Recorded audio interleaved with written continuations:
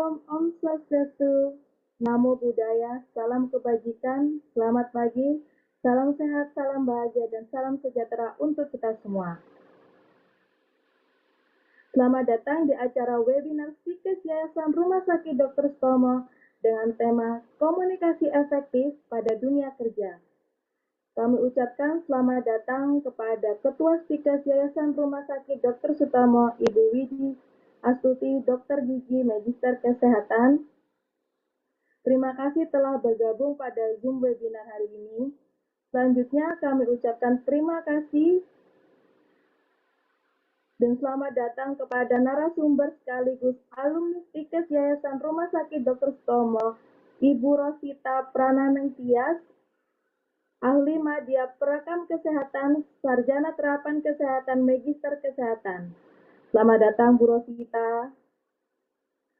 Dan tidak lupa kita ucapkan selamat datang juga kepada Ibu Dian Angesti, Sarjana Komputer, Magister Manajemen, selaku moderator untuk webinar hari ini. Pertama-tama kami ucapkan puji syukur kepada Tuhan Yang Maha Esa karena berkat rahmat-Nya kita dapat berkumpul bersama pada acara webinar hari ini. Untuk acara webinar hari ini yang telah alumni dan pusat karir Psikes Yayasan Rumah Sakit Dr. Saya Riri Diana selaku MC yang akan memandu acara webinar hari ini. Selanjutnya izinkan saya membacakan isi kegiatan pada acara webinar hari ini.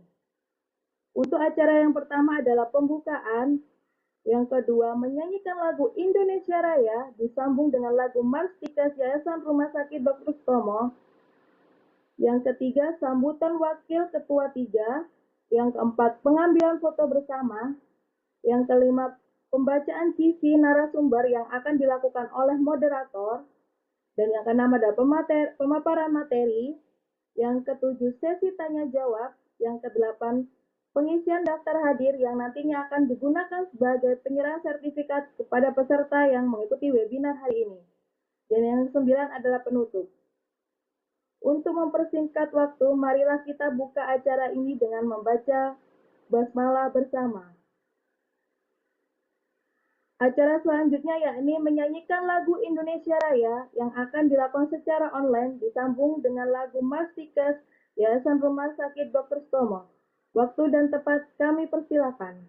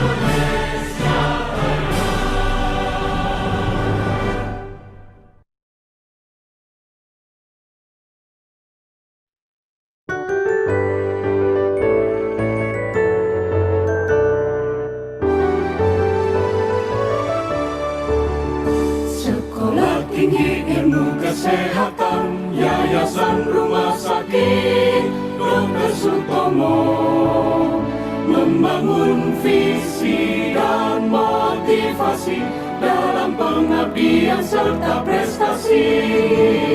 Sekolah Tinggi Ilmu Kesehatan Yayasan Rumah Sakit Dr. Sutomo, ciptakan teknologi kesehatan yang handal di Indonesia.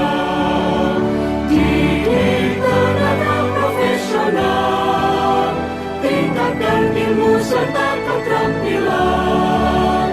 Dengan semangat Bhinneka Tunggal Ika, marilah kita maju bersama, siap mengabdi dan membangun masa depan demi kesehatan sesama.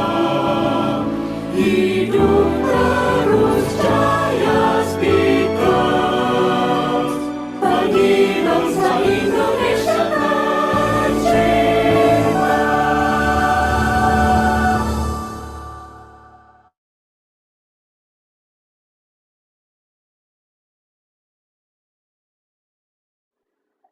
Acara selanjutnya yakni sambutan yang akan disampaikan oleh Wakil Ketua 3, Ibu Dr. Eka Wilda Faida, Sarjana Kesehatan Masyarakat, Magister Kesehatan. Kepada Ibu Wilda, waktu dan layar kami persilahkan.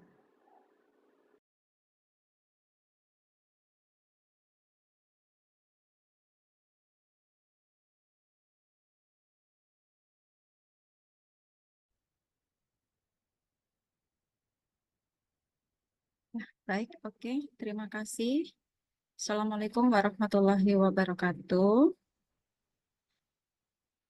Ya, selamat pagi semuanya. Pertama-tama yang saya hormati Ketua Stikes Yayasan Rumah Sakit Dr. Sutomo Surabaya, Ibu Widi Astuti, Dr. Gigi Mkes, juga yang saya hormati Wakil Ketua 1 Bidang Akademik dan Kemahasiswaan, Bapak Muhadi SKM Mkes, dan yang saya hormati Wakil Ketua 2 Bidang Administrasi dan Keuangan, Ibu Dr. Anif Prasetyorini SKM Mkes, juga para Bapak Ibu dosen, serta para panitia yang saya hormati atas dedikasi yang telah diberikan untuk pelaksanaan kegiatan alumni dan pusat karir Stikes Yayasan Rumah Sakit Dr. Sutomo pada pagi hari ini. Juga tentunya adalah seluruh sivitas akademika, mahasiswa maupun alumni yang sangat saya banggakan dan sangat saya cintai.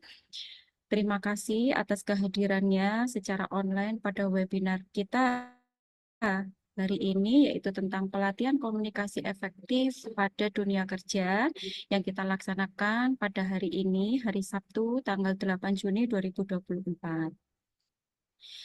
Tak lupa pula kami semua panjatkan puja dan puji syukur kehadirat Allah Tuhan Yang Maha Kuasa yang telah memberikan limpahan rahmat dan hidayahnya kepada kita semua, sehingga kita semua dapat melaksanakan kegiatan online, yaitu webinar.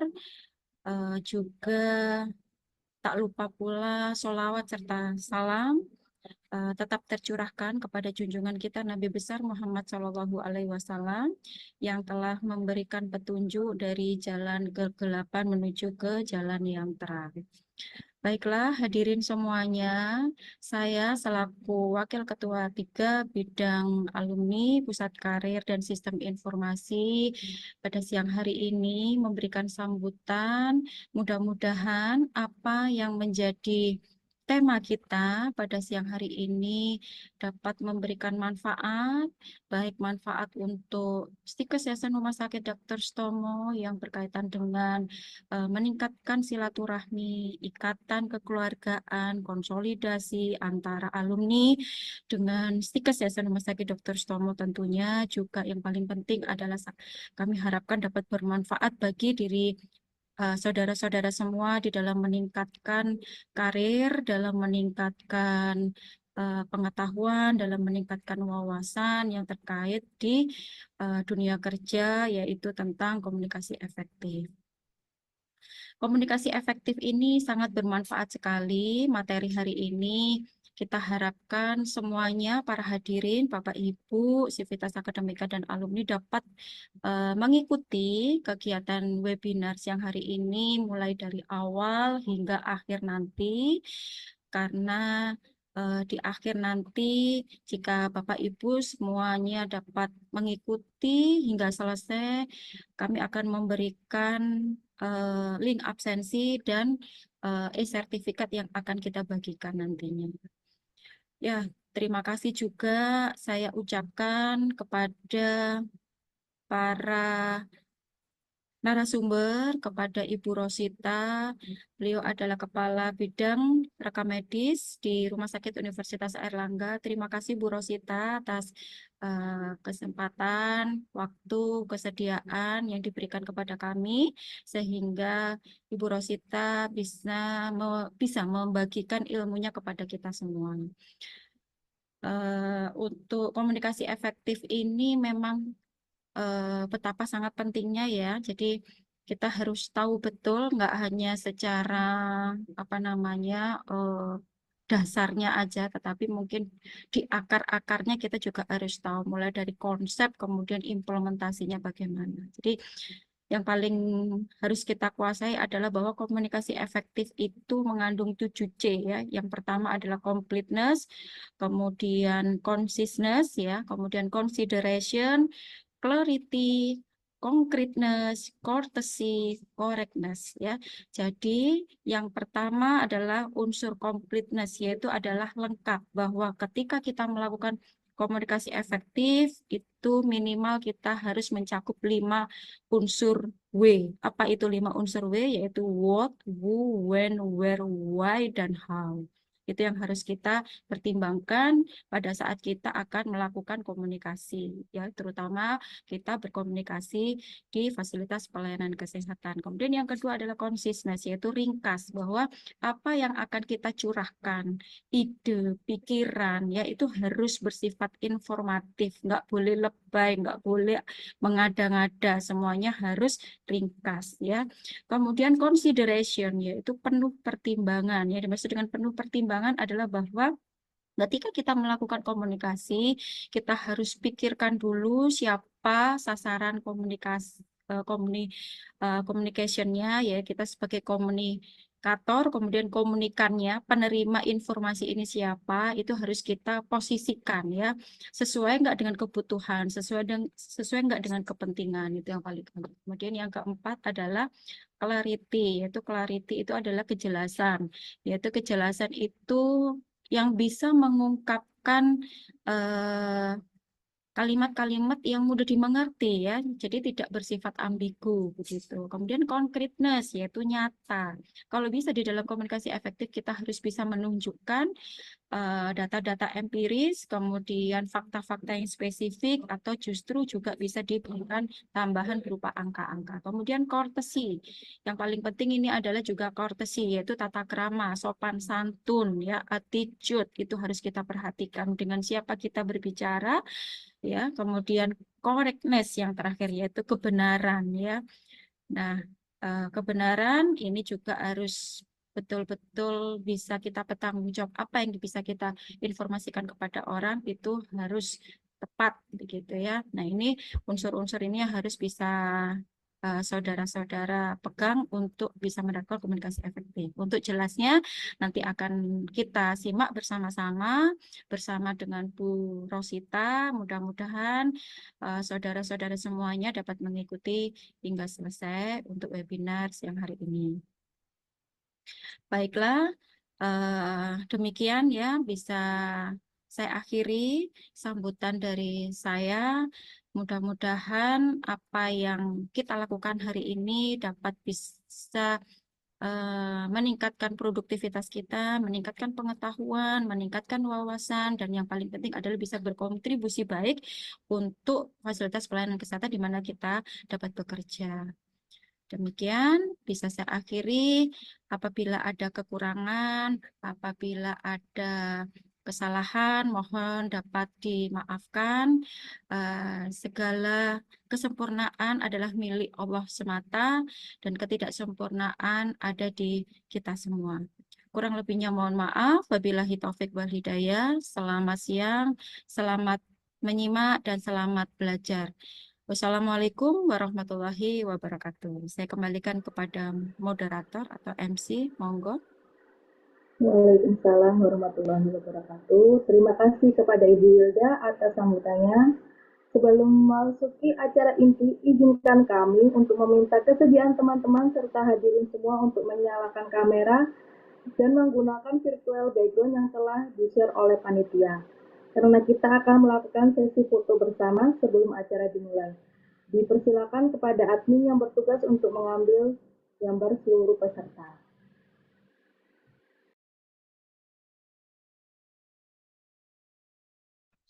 Baik, saya mulai.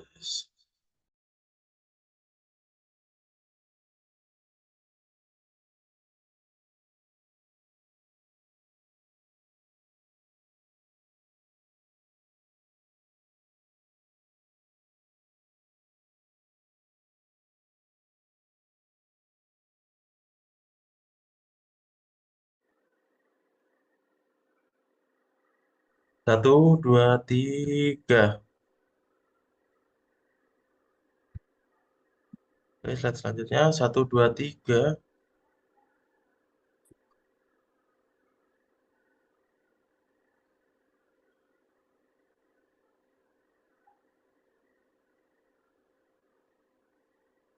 Oke, sudah.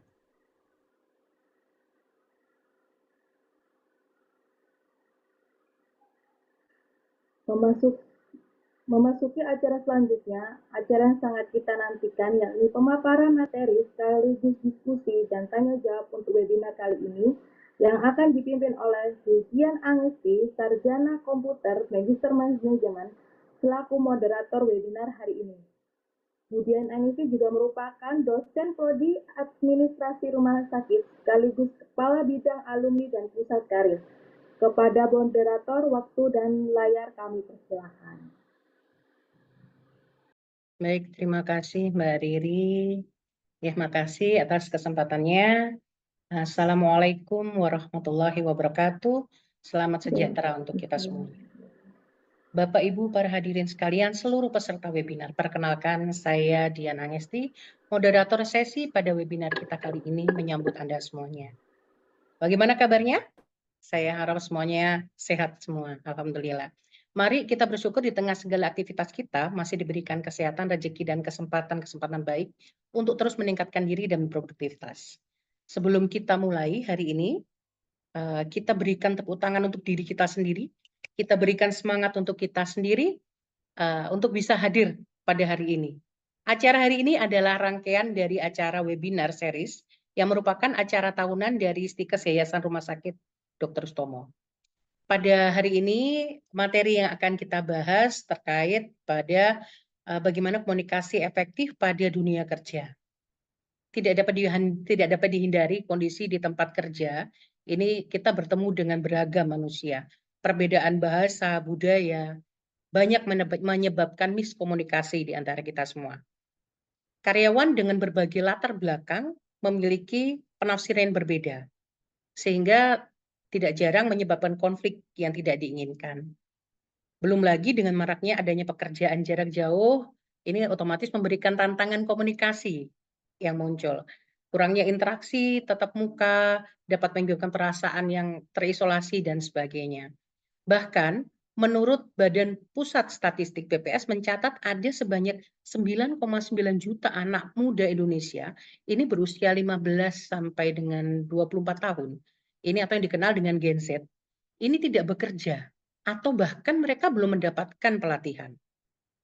Dikutip dari satu laman, satu data Kementerian Tenaga Kerja atau Kemenaker, BPS mendata pada Agustus 2023 kemarin tercatat 22,25% dari 44,7 juta anak muda golongan Gen Z tidak bekerja, menjalani pendidikan dan mendapatkan pelatihan. Oleh karena itu, kita lihat di sini bahkan kita mengalami satu fase bahwa Gen Z ini mengalami satu kesulitan di dalam mencari pekerjaan. Oleh karena itu, beberapa kemungkinan disebabkan. Banyak prediksi menyebabkan bahwa mungkin Gen Z ini lahir di saat berlangsungnya revolusi digital, adanya ancaman perubahan iklim, adanya pandemi COVID, adanya tekanan finansial. Oleh karena itu kita harus bersama-sama, kita harus bersama-sama berjuang. Bagaimanapun juga Stikes Yayasan Rumah Sakit Dr. Sutomo ini melahirkan lulusan baru. Apakah dengan tantangan yang ada, kita harus memberikan kemampuan yang lebih, soft skill yang lebih, untuk dapat dimiliki oleh anak didik kami, dimiliki oleh seluruh peserta audiens ini khususnya, bagaimana kita berkomunikasi dengan baik. Oleh karena itu menjawab kebutuhan tersebut, Stikes Yayasan Rumah Sakit Dr. Sutomo melalui bidang UPT Pusat Karir dan Alumni bekerja sama dengan beberapa pihak menciptakan tenaga handal yang siap berkontribusi mencetak profesional di bidang kesehatan dan teknologi informasi, berusaha mengeluarkan satu acara webinar yang menarik ini. Bagaimana mengatasi tantangan tersebut? Akan dibahas bersama dengan narasumber yang pada hari ini, beliau ini juga merupakan alumni pertama dari Stikes Yayasan Rumah Sakit Dr. Sutomo. Saat ini beliau berkarir di Rumah Sakit UNER Surabaya sebagai Kepala Instalasi Rekam Medis di UNER Surabaya, Rumah Sakit UNER Surabaya. Untuk lebih lengkapnya, mohon izin saya menampilkan CV beliau. Bisa minta tolong, Mas?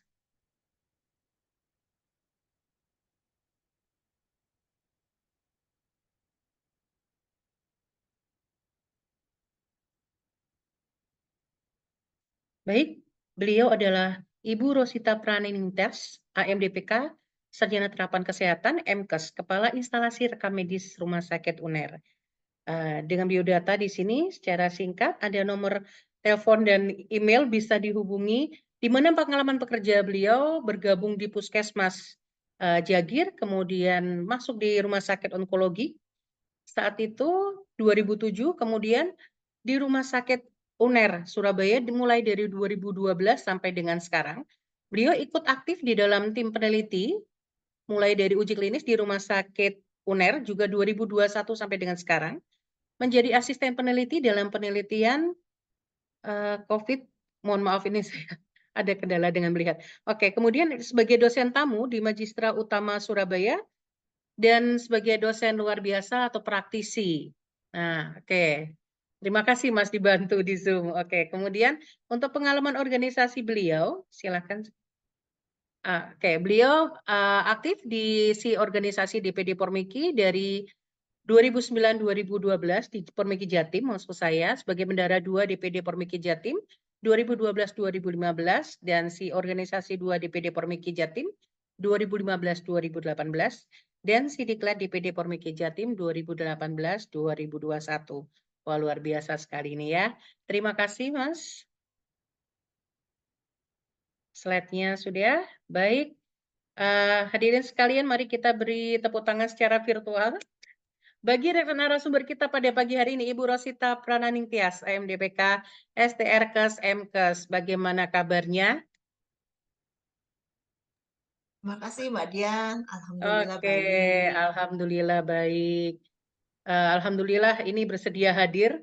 Insya Allah kita akan memulai sesi kali ini. Kita akan hadir bersama. Sesi pertama, Bu Rosita nanti akan menyampaikan presentasinya, materinya selama 30-45 menit. Dilanjutkan dengan sesi tanya jawab. Nanti akan dibagi menjadi 2 sesi.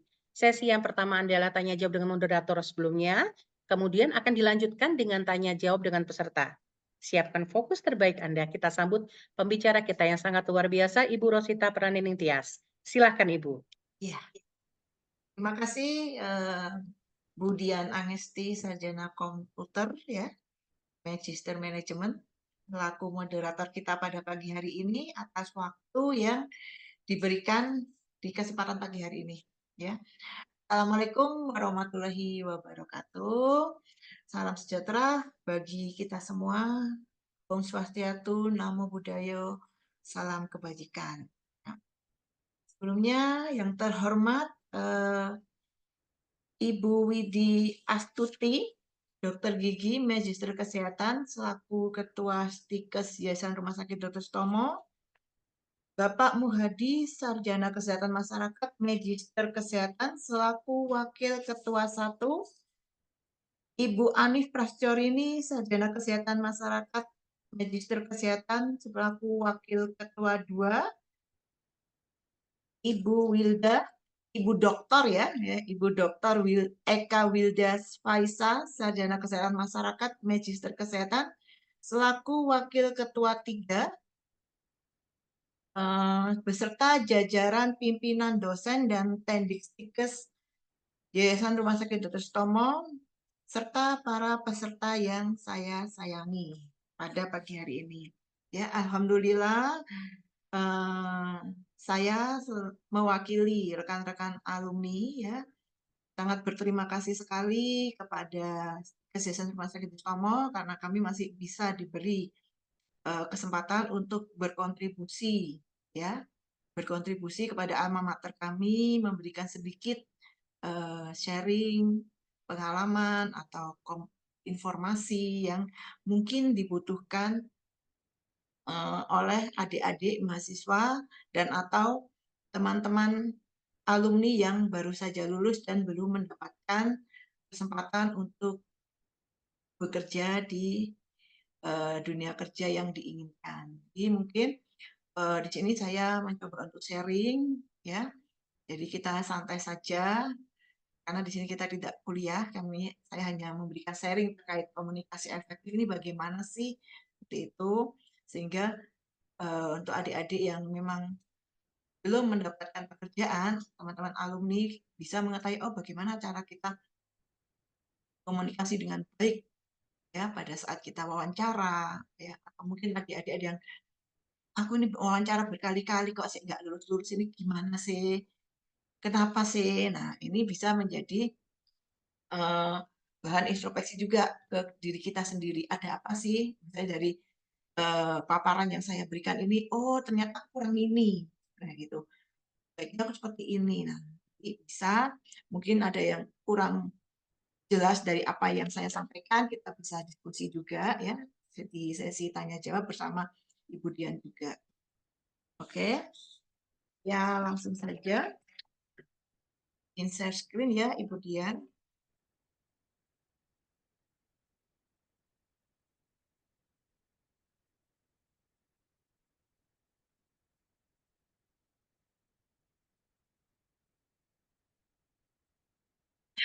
Jadi saya ingin menyampaikan terkait komunikasi efektif ini harus bagaimana sih? Ya, pertama kita lihat zaman dulu. Masih banyak sekali orang yang tidak mengenal baca, tulis ya. Bahkan tidak ada tuh komputer, handphone, WA, atau zaman dulu ada BBM. Nah, dulu kan tidak ada seperti itu ya. Kemudian juga tidak ada nih sosialisasi tentang komunikasi efektif seperti sekarang. Tidak ada nih informasi atau sosialisasi cara kita berkomunikasi harus bagaimana. Nah, bahkan dulu itu untuk berkomunikasi pun sangat susah karena tidak ada media-media. Namun yang terjadi ternyata orang-orang zaman dulu bisa berkomunikasi dengan baik.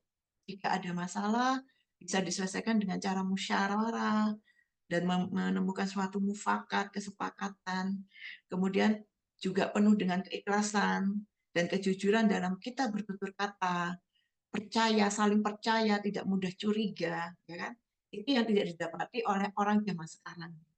Zaman dulu sangat menjunjung tinggi sopan santun dan tata krama di saat kita melakukan komunikasi tatap muka.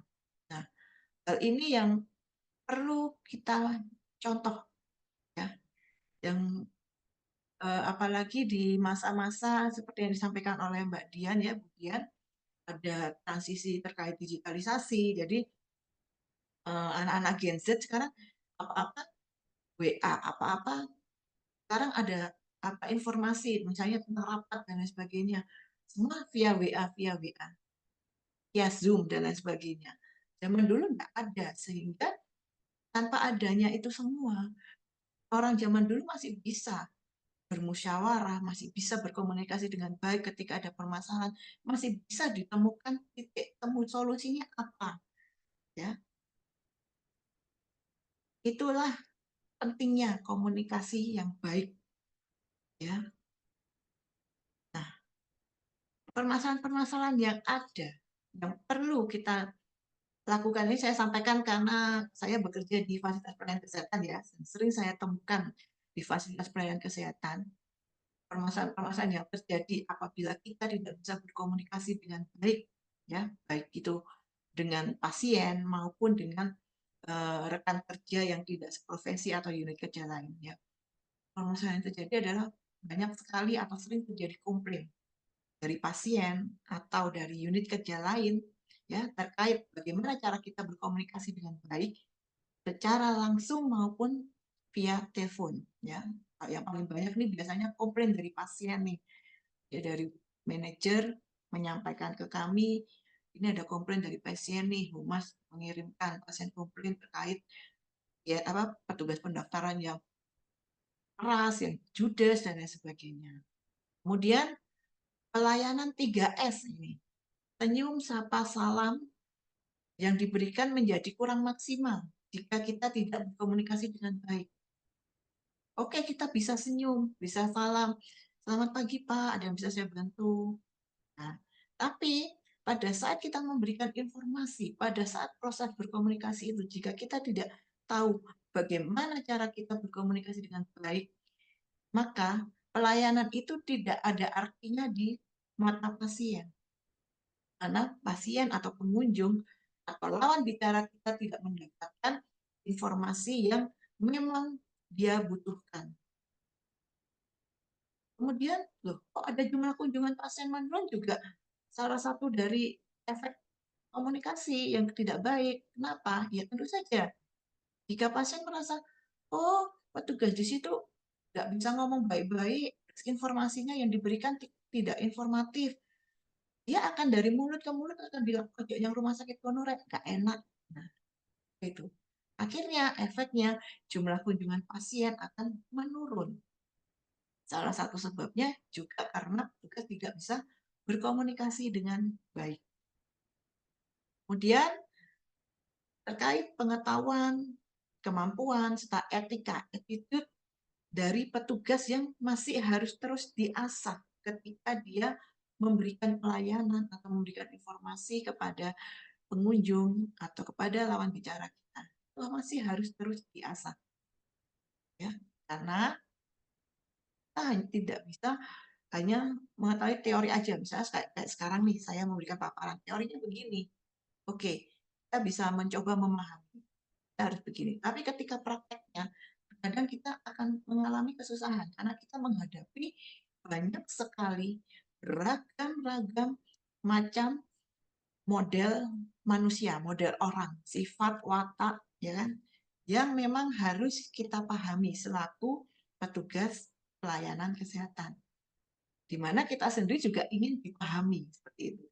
Nah, itu di sini saya ingin menyampaikan bagaimana kita bisa menjadi seorang komunikator yang baik, bagaimana kita bisa menjadi seorang komunikan yang baik, itu akan saya sampaikan di sini. Nah, ini permasalahan yang paling sering terjadi. Pasien marah-marah. Ya, pengalaman saya di sini banyak sekali nih komplain yang datang dari bagian humas karena pasien marah, karena petugasnya menjawabnya kurang informatif, kurang jelas, terus pasien disuruh ke sana kemari, dipingpong istilahnya. Pasien kan seperti itu, masa saya dipingpong, suruh tanya ke sana kemari.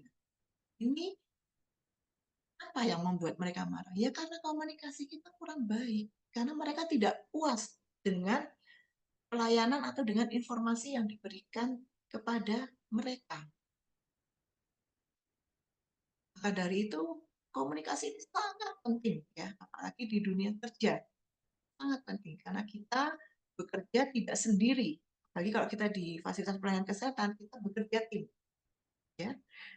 Kita juga bekerja dengan sesama rekan kerja seprofesi, dengan seprofesi lain, dengan pihak manajemen kita pasti berkomunikasi, ya, dengan pasien, dengan keluarga pasien, ya. Kalau misalnya, mohon maaf, kita kalau seorang PMIK, kita juga berkomunikasi dengan dinas kesehatan, dengan Kementerian Kesehatan. Jadi komunikasi itu tidak lepas dari dunia kerja kita. Jadi jangan cuma mengenal, ada WA, ada HP, ada email, tidak bisa seperti itu. Karena kita komunikasi secara langsung ini sangatlah penting. Ya, sangatlah penting, apalagi di fasilitas pelayanan kesehatan. Nanti kalau adik-adik diterima kerja, kemudian ditempatkan di tempat-tempat yang layanan yang harus ketemu langsung dengan pasien. Selain ketemu pasien juga berinteraksi juga dengan pihak rekan-rekan yang berada di unit kerja lain, misalnya dengan perawat, dengan dokter, dan lain sebagainya. Maka dari itu, kita harus bisa berkomunikasi dengan baik. Bagaimana caranya kita berkomunikasi dengan baik? Tentu saja kita harus ngerti bagaimana sih etika dalam menyampaikan suatu informasi. Apa sih etikanya? Ya. Gimana sih kita bisa berkomunikasi dengan baik? Apakah kita harus berkomunikasi dua arah atau hanya satu arah, saya menjelaskan saja tapi saya tidak mau mendengarkan? Apakah seperti itu caranya? Ya. Dan bagaimana sih kita bisa efektif berkomunikasi? Ya, tapi saya nggak perlu banyak berbicara, tapi komunikan atau penerima pesan itu tidak paham apa yang saya sampaikan tanpa saya harus berkali-kali menjelaskan. Akan saya sampaikan slide berikutnya. Nah, etika penyampaian informasi. Ya, kita harus tahu di mana penyampaian informasi ini suatu etika yang memusatkan pada hubungan antara kreativitas atau inisiatif kita. Suatu organisasi atau tempat kerja kita, diseminasi dan penggunaan informasi serta standar etika dan ketentuan moral yang mengatur tindakan manusia di dalam suatu kelompok masyarakat. Nah, proses dalam penyampaian informasi tersebut disebut dengan komunikasi. Ya, dari buku yang saya baca ada beberapa pengertian terkait komunikasi, yaitu proses penyampaian informasi ini. Komunikasi adalah suatu proses yang memungkinkan seseorang menyampaikan rangsangan, ya. Biasanya bisa dengan menggunakan lambang verbal, yaitu dengan ucapan. Misalnya kalau dengan nonverbal, dengan bahasa tubuh, biasanya orang nggak mengerti. Orang akan lebih mengerti dengan komunikasi secara verbal, secara ucapan, penyampaian, ya, untuk mengubah perilaku orang lain. Menurut Everett, komunikasi ini adalah suatu ide yang dialihkan dari satu sumber ke penerima yang lainnya, baik itu satu atau lebih dari penerima, dengan maksud untuk mengubah tingkah laku mereka. Menurut Theodore, komunikasi merupakan transmisi informasi yang terdiri dari rangsangan diskriminatif dari sumber kepada penerima informasi.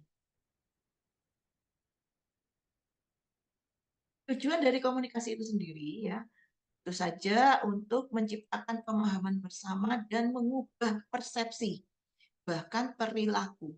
Jadi tujuan komunikasi ini supaya bisa antara pemberi informasi dan penerima informasi bisa paham, ya, bisa paham dan bisa menyamakan persepsinya.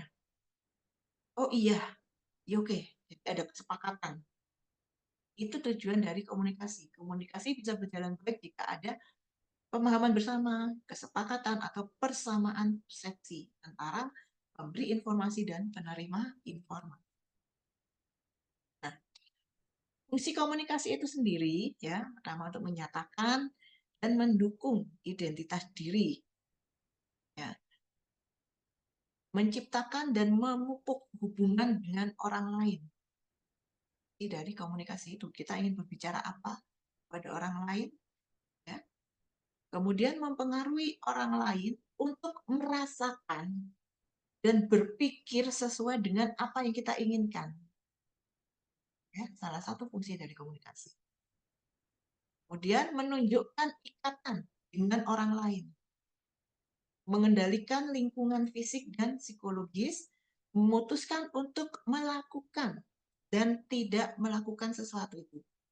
Jadi ada kesepakatannya apa? Iya apa tidak? Jadi harus ada komunikasi. Kalau tidak ada komunikasi, kita langsung memutuskan satu arah, pasti akan ada perdebatan, keributan, dan kemudian menyelesaikan masalah dan memuaskan rasa penasaran, meningkatkan kesadaran pribadi serta kesadaran fisik. Menurut saya prinsip-prinsip kita dalam berkomunikasi itu adalah sebaik kalau di profesi ya di dunia kerja sebaiknya harus sesuai dengan kode etik profesi. Jadi jangan asal bicara, jangan asal jeplak bahasanya ya. Jadi kita harus berbicara sesuai kode etik profesi. Jangan semua kita sampaikan. Ya. Kemudian prinsip-prinsipnya adalah komunikasi harus ditandai dengan sikap saling percaya, saling menerima, saling menghargai, saling menghormati ya lawan bicara kita. Harus memahami, menghayati nilai yang dianut oleh pasien. Jadi pasien ini maunya apa? Kemudian pasien ini atau keluarga pasien atau lawan bicara kita ini tipenya seperti apa? Kita harus memahami. Harus menyadari pentingnya kebutuhan pasien baik fisik maupun mental.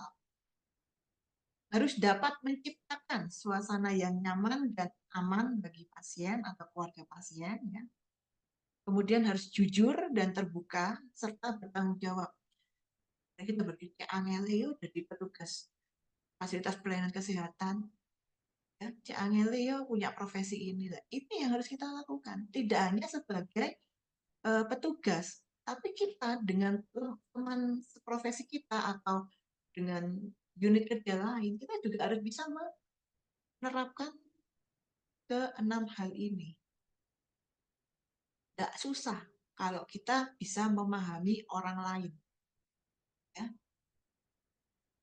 Tidak susah jika kita bisa menekan ego kita. Ya. Tidak susah jika kita mau mendengarkan apa yang orang lain ingin sampaikan.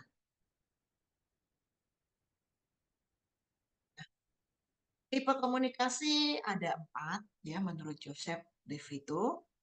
Ada komunikasi intrapribadi, antar pribadi, komunikasi publik, dan komunikasi massa.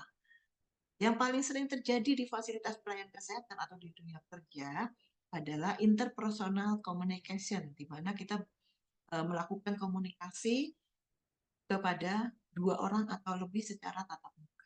Itu yang paling sering terjadi. Ya. Dan kalau intrapersonal communication adalah komunikasi pada diri kita sendiri. Ada komunikasi publik, ya, mana pesan ini disampaikan untuk khalayak yang lebih besar. Komunikasi massa, komunikasi dengan menggunakan beberapa media-media secara mekanis, radio, televisi, surat kabar, dan film. Oke, selanjutnya. Nah, ini proses komunikasi terjadi itu jika ada beberapa komponen-komponen sebagai berikut. Ya. Harus ada komunikatornya. Komunikator adalah pihak yang mengirimkan pesan atau pemberi informasi. Ya. Harus ada itu. Terus kemudian harus ada pesan yang ingin disampaikan. Ya. Apa yang mau kita sampaikan, apa yang mau disampaikan komunikator, itu harus ada.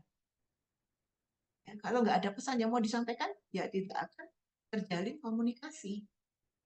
Tidak akan terjadi proses komunikasi jika tidak ada pesan yang ingin disampaikan. Ya sudah, diam aja. Kemudian saluran. Saluran ini adalah media yang digunakan untuk menyampaikan pesan. Kalau misalnya komunikasi secara interpersonal, itu adalah salurannya adalah udara, karena mengalirkan getaran suara komunikator yang untuk diterima oleh komunikan atau penerima informasi. Nah, komponen berikutnya adalah komunikan atau penerima informasi atau pihak yang menerima pesan. Kalau tidak ada pihak yang menerima pesan, berarti itu adalah komunikasi intrapersonal. Jadi kita berkomunikasi dengan diri kita sendiri. Ya. Kalau komunikasi interpersonal harus ada penerima atau komunikan. Kemudian umpan balik atau feedback, ya, tanggapan atau pertanyaan. Ya, bisa berupa pertanyaan dari komunikan ke komunikator, bisa berupa pendapat dari kan, ya, atas isi pesan yang disampaikan. Kemudian yang terakhir adalah aturan yang disepakati para pelaku komunikasi atau aturan atau kesepakatan atau hasil akhir dari proses komunikasi ini yang disepakati oleh komunikator dan komunikan yang kemudian ditindaklanjuti. Nah, proses komunikasi sendiri adalah sebagai berikut, ya. Dari komunikator, ya, di mana komunikator ini yang berkomunikasi dengan orang lain mengirimkan suatu informasi atau pesan kepada orang yang dimaksud. Nah, pesan yang disampaikan ini berupa informasi dalam bentuk bahasa atau lewat simbol-simbol yang bisa dimengerti oleh kedua pihak. Ya. Kemudian harus ada pesan. Nah, pesan disampaikan melalui suatu media atau saluran secara langsung maupun tidak langsung. Bisa lewat telepon, bisa langsung tatap muka, bisa lewat email, ya, kalau di masa sekarang ini di transmisi digital ini ada email, ada WA, telepon. Kalau surat sekarang sudah jarang. Surat itu biasanya langsung dikirim lewat WA, ya, seperti itu. Itu sudah tidak ada kertas arsip surat masuk surat keluar yang tersimpan di masing-masing instalasi atau unit kerja atau media lainnya. Ya. Kemudian pesan itu disampaikan melalui media alat penyampai pesan. Kemudian komunikan menerima pesan yang disampaikan, ya, dan mereka komunikan menerjemahkan isi dari pesan yang dia terima, mencoba memahami, mencoba mengerti isi dari pesan yang mereka terima dengan bahasa atau pemahaman yang dia mengerti sendiri. Nah, jika komunikan ada yang kurang paham, maka komunikan memberikan feedback atau umpan balik pada komunikator berupa pertanyaan ataupun tanggapan sampai proses komunikasi ini menemukan titik temu atau kesepakatan antara komunikator dan komunikan. Faktor-faktor yang menunjang keberhasilan proses komunikasi yaitu pertama tentu saja komunikator, pesan, dan komunikan ini adalah faktor utama yang menunjang keberhasilan suatu proses komunikasi. Ya. Mana komunikator ini adalah suatu sumber, mereka itu adalah sumber source, ya. Ya. Dan komunikator ini merupakan kredibilitas. Nah, jadi komunikator ini adalah orang yang harus bisa dipercaya karena dia yang memberikan informasi, memberikan pesan. Jadi harus bisa menjaga kepercayaan. Ya. Harus menjaga kepercayaan supaya orang itu tetap percaya kepada komunikator sehingga komunikan itu bisa terus percaya nih, terus percaya terhadap isi pesan yang disampaikan. Kemudian terkait pesan ini juga faktor yang utama nih, ya, di mana pesan ini harus memiliki daya tarik sendiri, ya, tidak monoton sesuai kebutuhan penerima pesan, apa yang dibutuhkan oleh penerima informasi. Ya. Apa selanjutnya adalah komunikan, penerima pesan.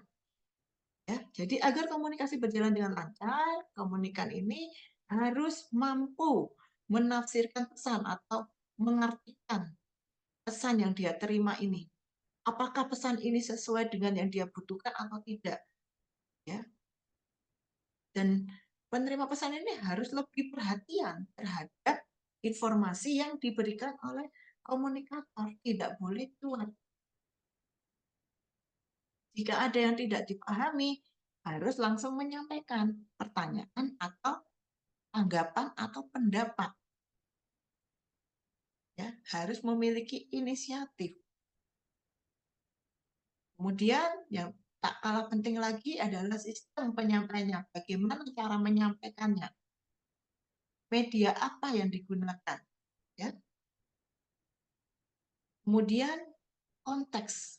Konteks ini adalah suatu situasi atau suatu lingkungan. Jadi kita membutuhkan lingkungan yang lebih kondusif untuk mendukung keberhasilan proses komunikasi. Misalnya, tanya nih, kita ingin menyampaikan informasi terkait kondisi pasien. Saya dokter ingin menyampaikan informasi terkait kondisi pasien kepada keluarga. Nggak mungkin kan dokter menyampaikan di ruang tunggu yang banyak orang, karena informasi medis pasien itu adalah privasi, ya, rahasia, tidak boleh disebarluaskan. Kan digiring ke lingkungan yang lebih kondusif atau di suatu ruangan untuk duduk menyampaikan kondisi pasien di ABC. Itu faktor juga yang menunjang keberhasilan proses komunikasi. Misalnya kalau dokternya bilang, pasien keluarga pasien atas nama Rosita, di ruang tunggu dipanggil, ya saya, langsung dijelaskan di situ. Ternyata hasilnya itu adalah sesuatu yang keluarga tidak ingin itu disampaikan juga di orang lain tahu. Nah, itu kan bisa mengakibatkan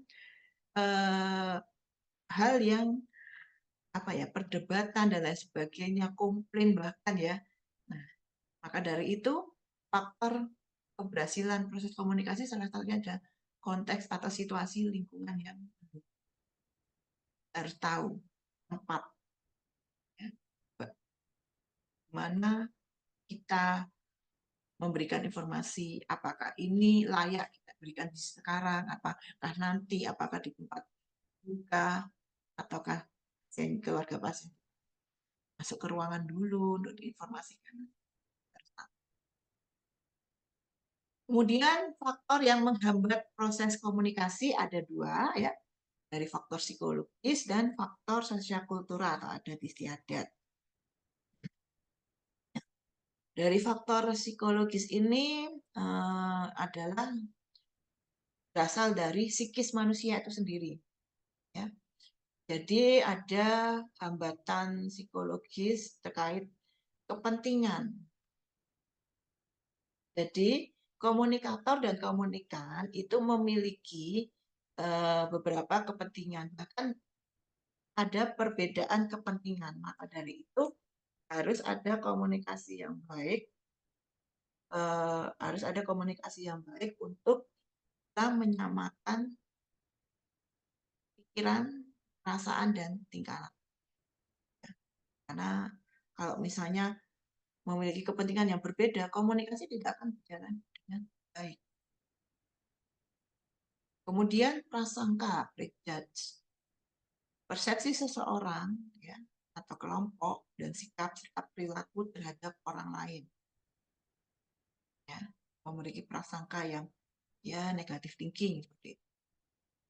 Ini bisa menghambat nih kalau yang kita ajak omong pikirannya negatif, terus akhirnya tidak ada titik temunya, tidak ada kesepakatannya.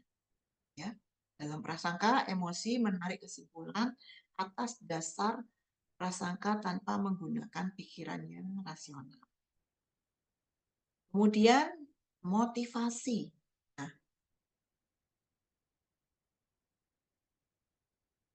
motivasi ini dibutuhkan dalam proses komunikasi. Jadi Jika komunikator dan komunikan tidak memiliki inisiatif atau motivasi untuk saling mendorong atau saling komunikator, tidak ada motivasi atau semangat untuk memberikan informasi atau sudah suuzon dulu, sudah prasangka buruk dulu. Kemudian komunikan juga begitu, tidak punya inisiatif untuk bertanya, cuek bebek hanya mendengarkan saja. Ya. Sehingga apa yang terjadi? Komunikator harus memberikan informasi berkali-kali dan di waktu yang berbeda. Misalnya nih, kita baru keterima kerja, terus kita ditempatkan di admisi, di pendaftaran pasien rawat inap. Nah, karena kita baru fresh graduate, kita kan belum pernah nih terjun langsung di admisi. Kita dijelaskan, nanti di admisi Mbak Rosita kerjanya selain melakukan pendaftaran pasien, Mbak Rosita harus melakukan bed management, mulai dari inden kamar, komunikasi dengan pihak rawat inap terkait ketersediaan kamar. Nah, seperti itu. Kemudian Mbak Rosita juga harus jangan lupa ya membuat sensus harian, mengumpulkan sensus harian rawat inap dari masing-masing ruangan rawat inap. Ya. Saya sebagai penerima pesan harus benar-benar memahami dan mencoba untuk mengerti, ya, menafsirkan, oh perintah A, B, C, apa yang harus saya lakukan untuk ini. Saya harus tahu, saya itu harus bagaimana. Apa yang harus saya lakukan di admisi? Oh, saya tahu saya harus A, B, C seperti yang disebutkan oleh kepala instalasi. Terus saya harus bagaimana? Nah, itu yang misalnya belum dijelaskan oleh komunikator. Kita harus bertanya. Untuk bed management saya harus ngapain? Untuk pendaftaran rawat inap saya harus bagaimana? Atau kenapa saya harus melakukan ini? Ya, dan kapan saya harus melakukan ini? Jika antara komunikator dan komunikan tidak memiliki inisiatif atau semangat atau motivasi untuk berkomunikasi, maka tidak akan terjalin komunikasi secara baik, tidak akan ada kesepakatan yang muncul. Ya, jadi woles aja.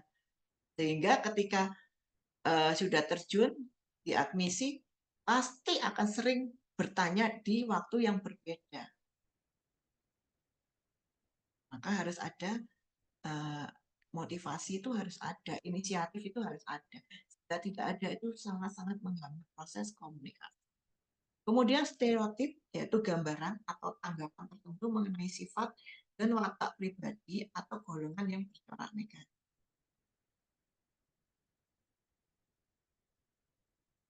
Belum apa-apa, mateng rek, keluarganya pasien kok ngene, koyo gak iso dijak omong. Nah, itu sudah negatif thinking dulu. Hindari hal-hal seperti itu. Ya. Kita harus profesional, siapapun di hadapan kita, apapun mereka, kita harus melayani dengan profesional. Jangan terus ngasih gambaran-gambaran, wah wong iki kayak ngene, wong iki kayak ngene.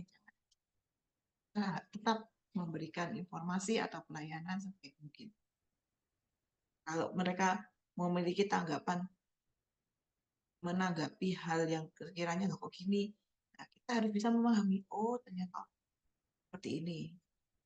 Ubah metode atau model cara kita berkomunikasi. Karena kita kalau sama orang baru kan nggak ngerti nih orang ini seperti apa. Ya, pasti isinya prasangka, stereotip aja. Itu tetap kita profesional menjelaskan, menyampaikan sesuai prosedurnya, sesuai protapnya. Kalau tanggapannya begini, akhirnya kita tahu, oh ternyata bapak ini, ibu ini tidak bisa berbahasa Indonesia, bisanya bahasa Madura, bisa seperti itu. Ya kita telepon di rumah sakit kan ada nih tim penerjemah, ya dari penerjemah bahasa asing, bahasa Mandarin, bahasa Madura, nah itu pun ke PIC penerjemah untuk datang menjelaskan. supaya komunikasi terjalin dengan baik. Meskipun kita sebagai petugas yang ada di garda depan itu tidak bisa bahasa itu, gitu loh. Kan kita dibantu oleh tim yang ada di hambatan sosiokultural, itu gagasan-gagasan, kebiasaan, keterampilan, seni, dan alat yang memberi ciri pada sekelompok orang tertentu dan pada waktu tertentu. Ya, adalah keberagaman etnik di Indonesia. Banyak sekali memiliki budaya-budaya yang berbeda. Itu bisa menjadi hambatan dalam komunikasi. Ya, perbedaan norma sosial, adat istiadat, tata krama. Nah, misalnya nih, zaman now ini kan sudah ada nih USG yang bisa melihat apa namanya jenis kelamin bayi, janin, ya laki atau perempuan. Ini ada adat istiadat 7 bulanan yang menentukan kalau itu laki apa perempuan. Itu bisa menjadi hambatan komunikasi antara dokter dengan pasien atau keluarga pasien. Itu salah satunya. Jadi harus pintar-pintarnya dokter untuk memberikan informasi supaya pasien tidak tersinggung, tidak merasa adat istiadatnya dikalahkan oleh USG zaman now ya, yang bisa melihat jenis kelamin. Nah, itu kita atau dokter sebagai komunikator harus pinter-pinter untuk memberikan informasi supaya tidak singgung atau marah ya. Kemudian kurang mampu berbahasa Indonesia, nah, seperti tadi yang disampaikan misi. Karena tidak semua masyarakat Indonesia itu bisa berbahasa Indonesia dengan baik. Ya, bahasanya banyak yang campuran. Orang Surabaya aja bahasanya campuran, ya kan? Kemudian faktor semantik ya, di mana pengetahuan tentang pengertian atau makna kata yang sebenarnya. Kadang orang itu berbeda-beda. Ya. Satu kata itu bisa punya banyak pengertian. Ya. Kemudian hambatan mengenai bahasa yang digunakan oleh komunikator maupun yang digunakan komunikan itu juga berpengaruh. Ya. Maka dari itu kalau di rumah sakit kita menyediakan apa? Penerjemah. Jadi ada PIC penerjemah. Jadi dia yang dihubungin, Pak, ini saya tidak bisa melayani apa namanya keluarga pasien karena beliaunya tidak bisa. Nah, oh bahasa apa? Bahasa Madura, Pak. Oh iya, saya kirimkan petugas penerjemah bahasa Madura ke sana. Ya. Kemudian pendidikan belum merata. Di mana di Indonesia ini tidak semua warganya memiliki pendidikan yang tinggi. Pasti kebanyakan adalah menengah ke bawah. Jadi beda tingkat pendidikan juga beda bagaimana cara kita berkomunikasi. Gitu. Jadi kita harus bisa menyesuaikan komunikasi. Ya. Kalau misalnya komunikatornya nggak mau menyesuaikan, nggak mau ngalah, nggak mau seperti aku ngomongin ini, ya sudah tidak akan bisa ketemu suatu kesepakatan. Ya. Kemudian hambatan mekanis. Nah, sekarang nih semua serba internet, email, ya kan, WA. Di situ internetnya mati, bingung. Ini pasti akan, ini itu sangat menghambat. Internetnya down, waduh, WA nggak bisa nggak bisa nyambung. Gedungnya ini sinyalnya nggak mendukung, nah seperti itu akan susah sekali. Kemudian yang tidak kita anjurkan ya dalam berkomunikasi adalah kita jangan sampai menghakimi orang, hakimi, menasehati, menginterogasi, menyalahkan, menganalisa.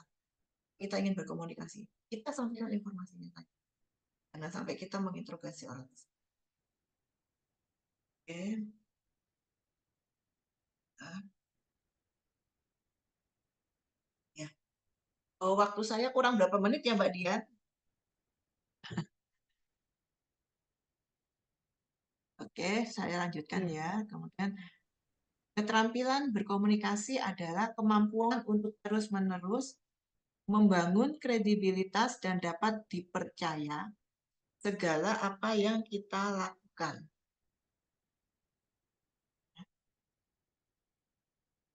Nah, apa sih kredibilitas? Kredibilitas itu adalah bagaimana orang itu bisa percaya ke kita sebagai komunikator. Bagaimana cara membangun kepercayaan orang terhadap kita, membangun kredibilitas. Jadi kita harus tahu apa yang mau kita sampaikan itu harus jelas, sampaikan dengan intonasi atau suara yang jelas, dan lihat wahana atau lingkungan bagaimana orang itu, bagaimana kita akan menyampaikan pesan. Harus jelas, harus ada dasarnya. Sehingga semakin seseorang tidak konsekuen, maka akan menentukan baik tidaknya kredibilitas seseorang. Ya, semakin kamu nggak konsekuen kalau ngasih informasi, orang nggak bakalan percaya sama kamu. Nah, komunikasi efektif nih, kita masuk ke dalam komunikasi efektif. Komunikasi efektif ini terdiri dari dua istilah, ya, di mana ada komunikasi dan efektif. Komunikasi ini adalah proses menyampaikan atau berbagi informasi, pikiran atau perasaan melalui lisan, tulisan maupun bahasa tubuh. Efektif adalah artinya ada kesepakatan membawa hasil yang sesuai dengan harapan antara komunikator dan komunikan. Mana komunikasi ini bisa efektif? Komunikasi ini bisa efektif jika komunikator dan komunikan sama-sama memiliki pengertian atau persepsi yang sama tentang suatu pesan.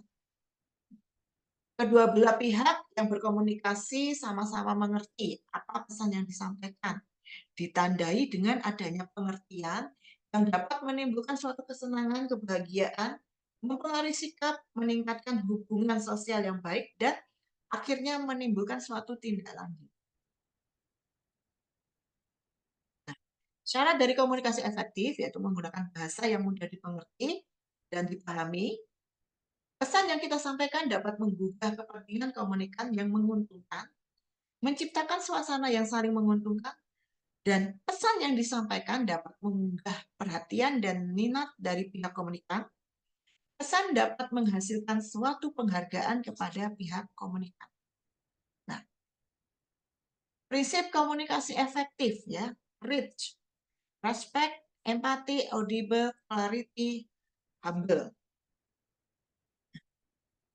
Respect ini adalah sikap saling menghormati atau menghargai setiap individu yang menjadi sasaran pesan atau yang menjadi sasaran untuk kita kasih informasi.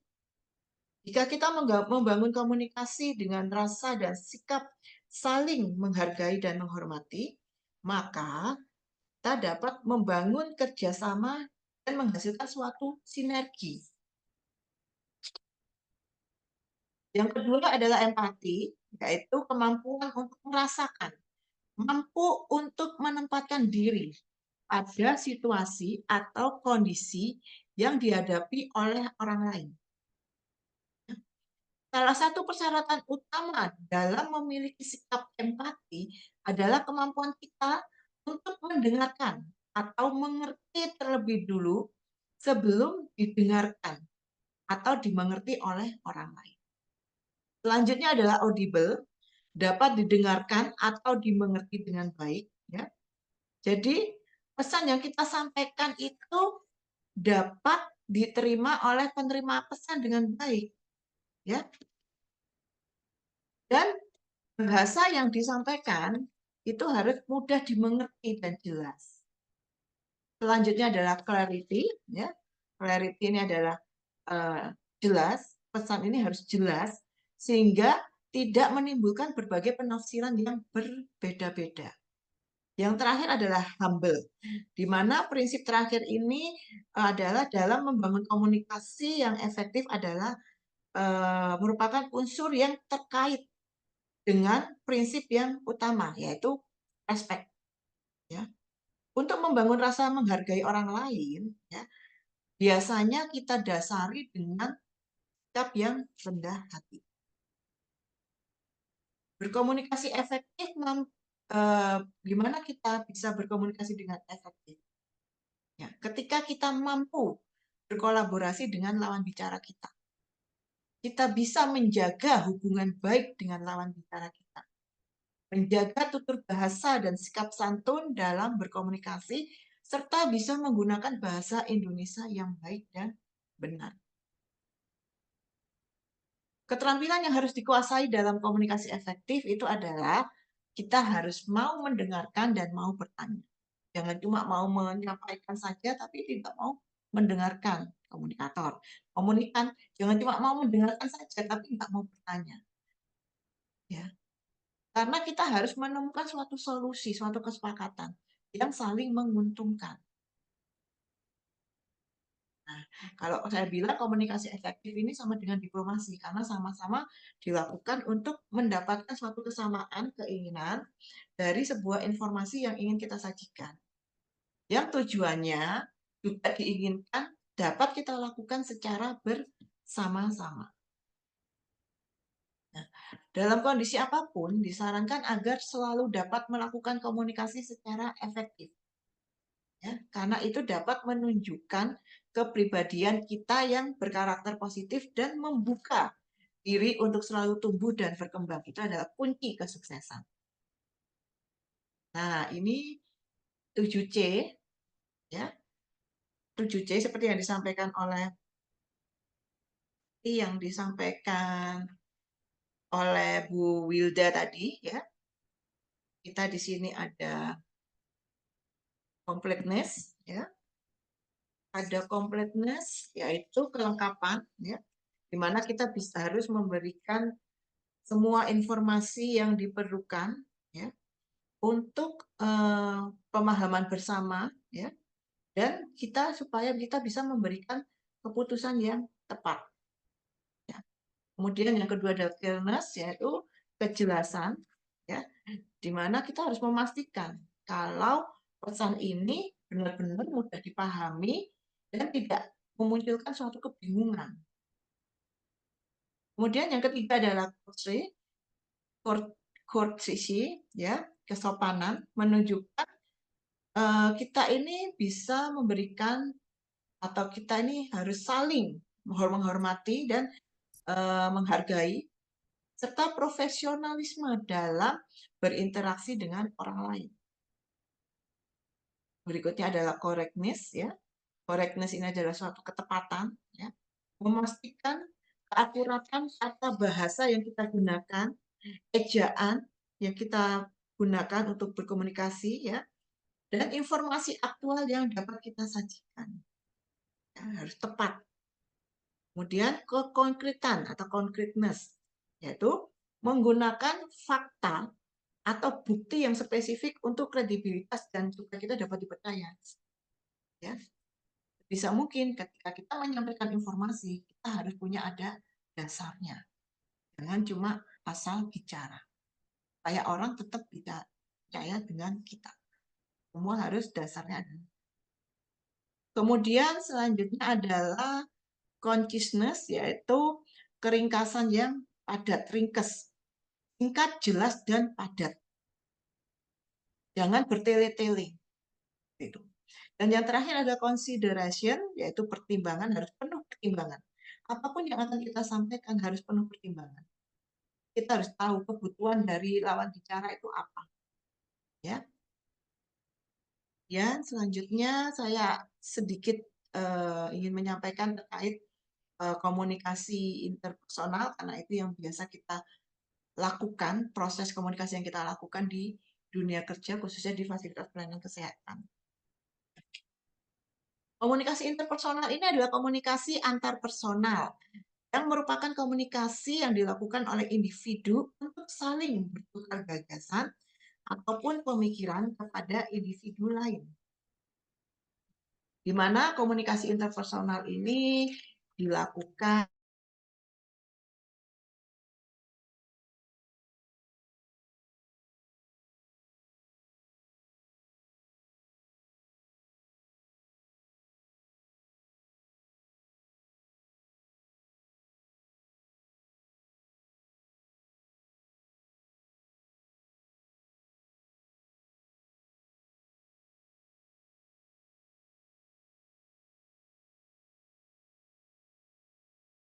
kata. Ya, gunakan kata-kata atau kalimat atau istilah yang bisa dimengerti oleh orang awam, oleh komunikan. Ya. Komunikan dapat menjadi bingung dan tidak mampu mengikuti petunjuk atau mempelajari informasi penting jika istilah yang digunakan itu adalah istilah-istilah yang tidak dimengerti oleh orang awam. Ucapkan pesan dengan istilah yang dimengerti oleh komunikan, oleh orang yang kita ajak bicara. Kecepatan dan tempo bicara yang tepat turut menentukan keberhasilan komunikasi verbal. Celaan ya, jangan menyela ya. Celaan yang lama dan pengalihan yang cepat pada pokok pembicaraan lain akan menimbulkan mungkin kesan bahwa komunikator menyembunyikan sesuatu terhadap komunikan. Nah, sedikit humor atau tertawa dapat membantu mengurangi ketegangan dan rasa sakit yang disebabkan oleh stres dan meningkatkan keberhasilan komunikator dalam memberikan dukungan emosional terhadap komunikan. Nah, ini yang harus diperhatikan. Waktu dan relevansi. Jadi, meskipun pesan itu sudah kita sampaikan secara jelas dan singkat, tetapi jika waktunya tidak tepat, itu juga bisa menghalangi komunikan tidak bisa menerima pesan secara. Nah, kalau nonverbal, ini gimana sikap kita? Kalau nonverbal adalah dilihat dari gerak tubuh kita, wajah kita, ekspresi wajah.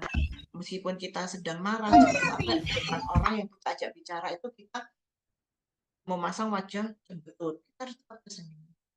Terus penampilan kita, kerja di admisi pakai kaos. Nah, itu kan sudah orang sudah kok gini sih. Nah, gitu. Kemudian intonasi, ekspresi wajah, kontak mata.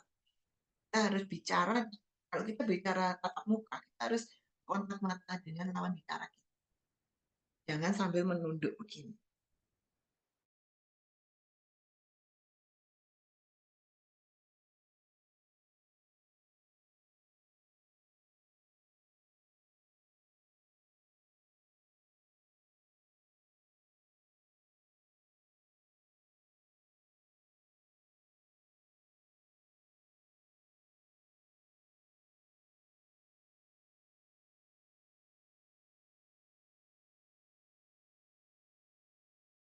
Dapat dipengaruhi oleh perkembangan ya. Pada prinsipnya dalam komunikasi yang perlu diperhatikan adalah siapa yang diajak berkomunikasi dan dalam berkomunikasi isi pesan dan sikap dalam menyampaikan pesan tersebut, informasi tersebut harus disesuaikan apakah yang kita ajak bicara ini anak-anak, remaja, dewasa atau jadi kita harus tahu tempat.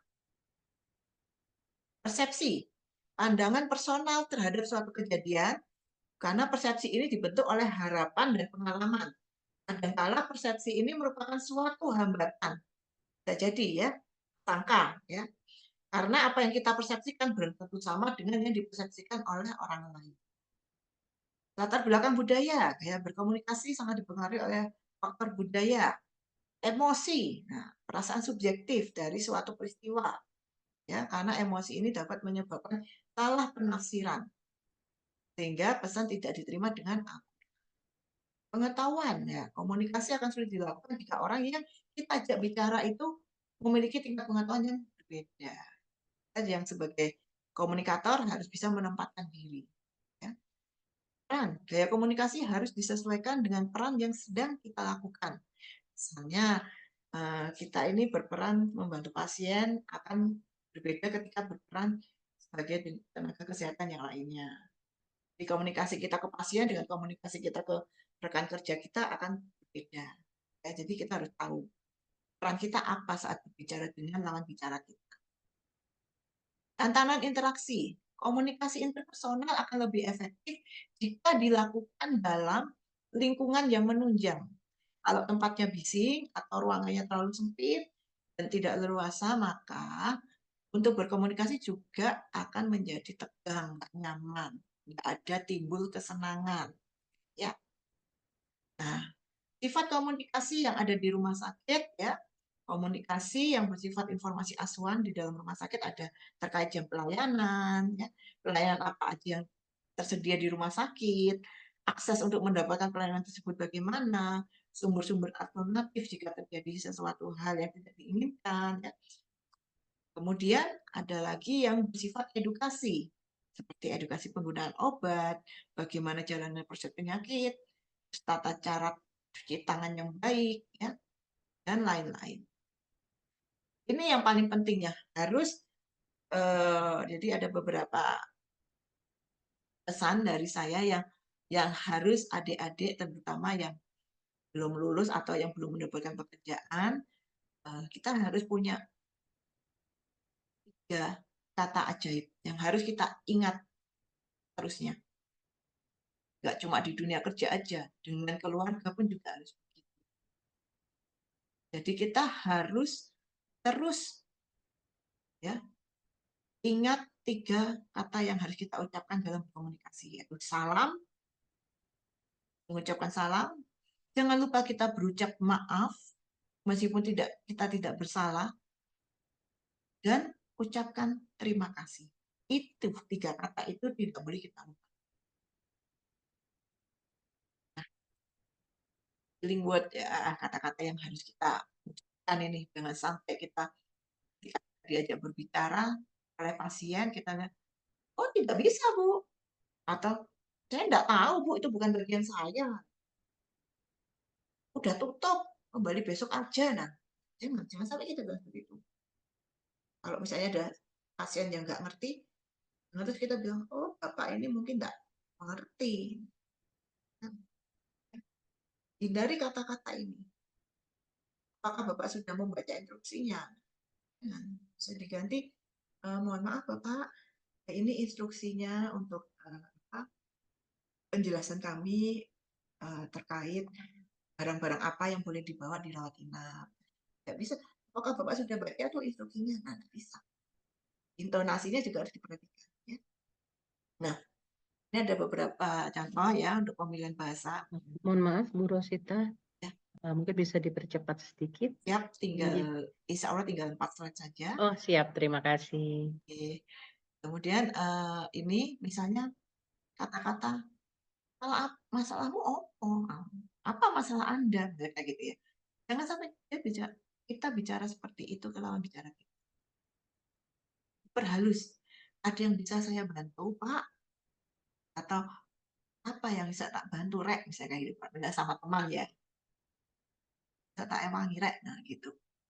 Oh, masalahmu apa? Nah, jangan seperti itu. Nah, itu jadi, misalnya loh, ayo Kak sopan, Rek. Oh, gitu ya. Jadi kita harus bisa mengubah kalimat yang terdengar lebih sopan atau lebih enak didengar oleh lawan bicara kita. Kayak gini, saya enggak tahu Bu, itu bukan bagian saya misalnya gitu. Saya disebutkan, saya coba tanyakan dulu pada atasan saya ya Bu, terus maaf Bu, bisa ditunggu sebentar, saya hubungin bagian yang menghandle hal tersebut atau seperti itu. Jangan terus bilang saya enggak tahu Bu, Ibu ke sana aja. Jangan. Kita harus membantu customer kita untuk mendapatkan solusi dari permasalahan yang dia hadapi, yang dia tanyakan. Pun itu bukan bagian kita. Kita harus bantu. Ya. Kemudian saya tidak bisa melakukan hal itu. Nantilah dengan apa yang bisa saya lakukan adalah ini, Bu. Ya. Kemudian itu bukan tugas saya. Katanya diperhalus. Saya sangat senang untuk mengantar Anda menemui orang di bagian yang menangani permasalahan ini. Atau itu tadi, mohon maaf Bu, saya bisa tunggu sebentar, saya coba hubungin bagian yang bisa menangani permasalahan Ibu. Nanti biar yang bersangkutan datang ke sini untuk membantu. Ya, jangan terus menolak mentah-mentah. Itu bukan tugas saya, Bu. Gini, kami minta maaf, tapi ya ini jangan ada kata tapi ketika ada keluarga pasien yang komplain. Bisa diganti dengan kami minta maaf dan ini solusi yang kami tawarkan, Bu.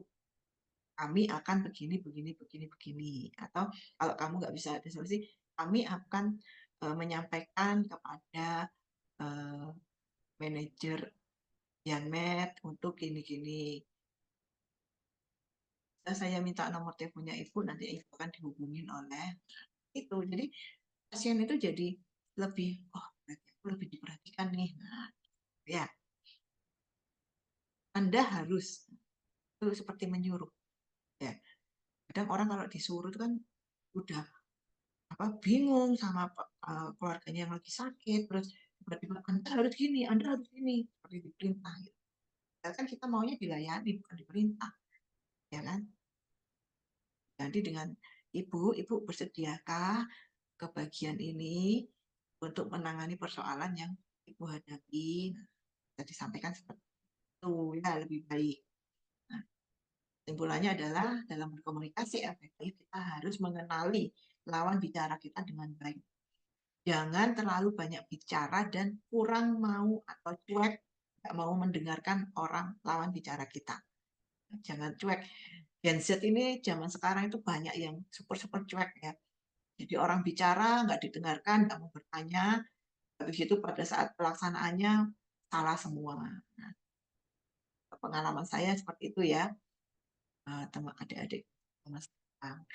Ya makanya itu tolong ini adik-adik ya, yang belum lulus ini, adik-adik Gen Z ya, jangan terlalu banyak bicara dan kurang mendengar. Jadi kita harus banyak mendengarkan ya, dan kita harus punya inisiatif untuk bertanya, jangan terlalu cuek ya. Jangan merasa dan memperlihatkan bahwa kita lebih tahu dari lawan kita bicara. Kenali betul-betul diri kita sendiri dan kemampuan kita itu bagaimana. Ya. Jangan terlalu pede, oh aku bisa atasi ini. Ini slide terakhir. Terima kasih atas kesempatan yang diberikan. Wassalamualaikum warahmatullahi wabarakatuh. Warahmatullahi wabarakatuh. Terima kasih sekali. Wah, ini menarik sekali nih yang sudah disampaikan oleh narasumber Bu Rosita. Mohon maaf sebentar nih. Ini agak menggema. Saya mengganti headset. Bisa terdengar? Bu Rosita bisa terdengar kan? Bisa? Oke, mohon maaf. Baik, tadi saya sudah sampaikan bahwa ada 2 sesi, tetapi mengingat di sini saya melihat pada kolom chat sudah ada beberapa pertanyaan, ini saya merubah posisinya, nggih. Saya memberikan kesempatan kepada penanya terlebih dahulu. Baik, jika nanti waktunya masih cukup, kita akan lanjutkan pada sesi berikutnya. Mohon izin untuk membacakan. Di sini ada Bapak Oki Hendrawan. Mohon izin ya saya bacakan, nggih, Bu Rosita. Yes. Nggih. Izin bertanya, Bu, bagaimana cara menghadapi pasien yang terlalu banyak memberikan pertanyaan, sedangkan di belakangnya itu banyak pasien yang sudah mengantri atau mengeluh karena banyak pasien yang sedang dilayaninya terlalu lama, begitu. Kemudian ini sepertinya bisa saya mampatkan menjadi 3 pertanyaan yang hampir serupa, nggih. Dari Bu Dewi Ratnasari, ini sepertinya juga mahasiswa alumni ini, nggih. Bagaimana cara berkomunikasi dengan orang yang tidak mau berhenti berbicara sehingga dan tidak mau mendengar, gitu. 2 pertanyaan, atau saya langsung bacakan pertanyaan yang ketiga, Ibu? Ya. Baik, di sini dari Bapak TS Wibowo, bagaimana bersikap atau berkomunikasi dengan lawan bicara yang tidak memberikan feedback positif dan selalu menganggap bahwa beritanya paling benar. Demikian. Monggo, saya persilahkan Ibu. Oke, terima kasih Bu Dian dan teman-teman sekalian. Izin menjawab pertanyaan yang pertama ya, bagaimana cara menghadapi pasien yang terlalu banyak memberikan pertanyaan, sedangkan di belakang banyak pasien yang sudah mengantri dan mengeluh karena pasien yang sedang dilayani terlalu lama. Ini permasalahan yang sering dicurhatkan juga oleh rekan-rekan saya di pendaftaran ya, terutama di pendaftaran rawat jalan ya, dan di admisi. Kalau di admisi itu kan memang tugasnya hanya 1 ya, sedangkan kalau pas IGD bludak semuanya di MRS kan, pasti akan banyak antrian-antrian karena prosesnya juga tidak hanya kita inden kamar saja, tapi kita harus juga berkomunikasi dengan pihak rawat inap, apakah kamarnya tersedia dan lain sebagainya. Nah, itu sering dicurhatkan kepada saya. Langkah yang harus dilakukan adalah kita menjelaskan kepada keluarga pasien terutama, Bu, Bapak, mohon maaf, izin saya masih melayani pasien yang ada di depan saya. Ya, silakan Ibu duduk dulu, nanti Ibu saya panggil. Jadi kita benar ya, kita kadang teman-teman tuh bicara, aku ini manusia, Bu, aku ki ono rasa mangkel, Bu, gini. Kita sebagai petugas, sebagai pelayan masyarakat ya. Kita di sini aja di rumah sakit ini adalah seorang pelayan masyarakat. Kita harus mencoba berusaha menghilangkan rasa kita ini manusia, kita tuh ya dua rasa mangkel, rasa dongkol dan sebagainya. Tapi kita kembali lagi, oh iya, aku masuk ke rumah sakit ini, ke tempat kerjaku, aku harus menjadi seorang yang profesional, di mana aku adalah seorang pelayan. Jadi aku tidak boleh menganggap aku yang dilayani, tapi pasien itu yang harus dilayani dengan baik. Ya kita merasakan begini aja. Kalau saja aku berada di posisi dia. Gitu ya. Jadi kita harus menggunakan kata-kata yang boleh. Misalnya kita melihat dulu nih, orang ini yang komplain ke kita ini dia cara bicaranya bagaimana, terus wataknya bagaimana. Itu kita harus tahu. Oh orang ini bisa diajak ngomong enak, misalnya diajak ngomong Surabayaan, ya ngomong aja, Pak sepurane ngenteni sing kita layani dhisik ya, kok bari iki sampean kayak gitu. Karena kalau kadang ada beberapa pasien yang kita bicara bahasa Indonesia itu dibilangnya bicara keras. Malah justru kalau kita ajak ngomong Jawaan, Surabayaan itu kadang mereka lebih mengerti. Kadang ada beberapa orang seperti itu. Itu yang saya rasakan sendiri sih ketika saya kemarin di uji klinis melayani beberapa subjek yang notabene ada yang dari Madura, dari Lamongan, dari Surabaya, di mana mereka banyak sekali yang tidak mengerti ketika saya berikan informasi dengan berbahasa Indonesia yang baik dan benar. Malah kalau saya ajak ngomong, Pak, entah nona dek ini bisa ya Pak, aku kayak gini. Nah, mereka malah lebih ngerti, lebih, oh iya Bu, santai Bu, nah seperti itu. Ketika tak ajak ngomong bahasa Indonesia, mereka sih, oh apa sih Bu, nah, gitu. Jadi kesannya kayak kita marah ke mereka. Jadi intonasi kita aja yang kita modifikasi ya. Kalau saya bilang kita modifikasi cara bicara kita ke mereka, terus kita juga harus memahami. Ya, saya sendiri pun juga terkadang ya juga, aduh aku kiwes kesel melayani pasien akeh, ono pasien sidik dijak omong ra iso. Nah, tapi sisi lain, ya kita jadi dua kepribadian nih. Kita harus pikir, aku nih ini kerja. Aku di sini bukan untuk dilayani oleh pasien, tapi aku yang melayani pasien. Itu kita harus pegang prinsip itu. Ya. Terus, kalau saya memberikan saran ke anak-anak, teman-teman pendaftaran itu, jika kamu sedang ada masalah di keluarga, ya, silakan kamu ke belakang dulu. Ke belakang. Tentangkan dulu pikiran, hilangkan permasalahan-permasalahan di rumah sebelum kamu melakukan kerjaan. Maka dari itu, kalau kerja datangnya jangan terlambat. Jadi setengah jam sebelumnya menenangkan dulu. Kalau saya prinsipnya kayak gitu deh. Jadi saya setengah jam sebelum masuk itu saya udah datang, saya menenangkan dulu. Misalnya jalan ada macet apa itu kan juga mempengaruhi ya psikis kita itu juga mempengaruhi ketika kita akan melayani pasien. Jadi sebisa mungkin dari diri kita sendiri datang kerja jangan terlambat. 30 menit sebelumnya udah datang, tenangkan pikiran. Iya nek jalannya nggak macet nih pas tadi ada jalan macet di rumah anak yang nangis saya. Nah itu kan kita perlu menenangkan pikiran dulu. Menenangkan pikiran dulu, sudah selesai, sarapan selesai, siap, baru maju ke depan untuk melayani. Sehingga dalam posisi yang terbaik, dalam kondisi yang Ya, terbaik, seperti itu. ketika Jadi berkomunikasi dengan lawan bicara kita. Ya, betul. jadi Nggih. kalau di pelayanan memang kita tidak bisa egois. Ya nggak bisa, kamu tuh watakmu kok gitu sih, pasien ini kok gini, nggak bisa. Jadi apapun watak pasien itu kita yang harus memahami, kita yang harus mengerti. Dan jika kita ingin dimengerti oleh pasien, bagaimana intonasi bicara kita, bagaimana cara kita menyampaikan informasi itu ke pasien, bagaimana kita memahami pasien ini tuh bagaimana dari segi etnik, budaya, pemahaman, penggunaan bahasa itu kita harus pahami.